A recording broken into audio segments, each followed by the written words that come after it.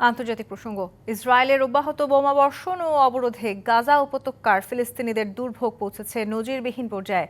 খাদ্য, পানি ও বিদ্যুতের অভাবে মানবেতর জীবন কাটাচ্ছে মানুষ। গাজার মিডিয়া অফিস জানিয়েছে, উপত্যকাটিতে পানি নেওয়ার জন্য অপেক্ষায় থাকা ৭০০ জনেরও বেশি ফিলিস্তিনি নিহত হয়েছে ইসরায়েলি হামলায়। বিভিন্ন জলাধার ধ্বংস করে ফেলায় সুপেয় পানি সংকটে সোয়া কোটি মানুষ। যুদ্ধ বিধ্বস্ত গাজার মানবিক বিপর্যয় মোকাবেলার কোনো উপায় জানা নেই বাসিন্দাদের।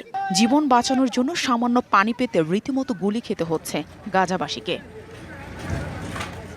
অবরুদ্ধ গাজায় এখন খাদ্য, পানি, চিকিৎসার মতো মৌলিক প্রয়োজনীয়তা পাওয়া যাচ্ছে না। গত কয়েকদিনে গাজায় পানি নেওয়ার জন্য অপেক্ষায় থাকা ফিলিস্তিনিদের ওপর ইসরায়েলের সেনারা বর্বর হামলা চালায়। এতে শিশুসহ ৭০০ জনের বেশি ফিলিস্তিনি নিহত হয়েছে বলে জানিয়েছে দেশটির মিডিয়া অফিস। এ ঘটনাকে পরিকল্পিত তৃষ্ণা যুদ্ধ হিসেবে আখ্যায়িত করছে গাজা কর্তৃপক্ষ।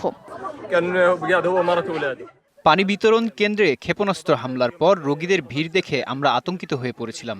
আহতদের বেশিরভাগই শিশু এবং নারী। রোগীরা বিভিন্ন আঘাতের শিকার। গাজার মিডিয়া অফিসের তথ্য মতে ইসরায়েলি সেনাবাহিনী ১১২টি মিঠা পানির ভরাট কেন্দ্র এবং ৭২০টি পানির কূপ ইচ্ছাকৃতভাবে ধ্বংস করেছে। এর ফলে ১,২৫,০০,০০০ মানুষ বিশুদ্ধ পানির সুবিধা থেকে বঞ্চিত। পুরো গাজা জুড়ে ভয়াবহ পানির সংকট চলছে।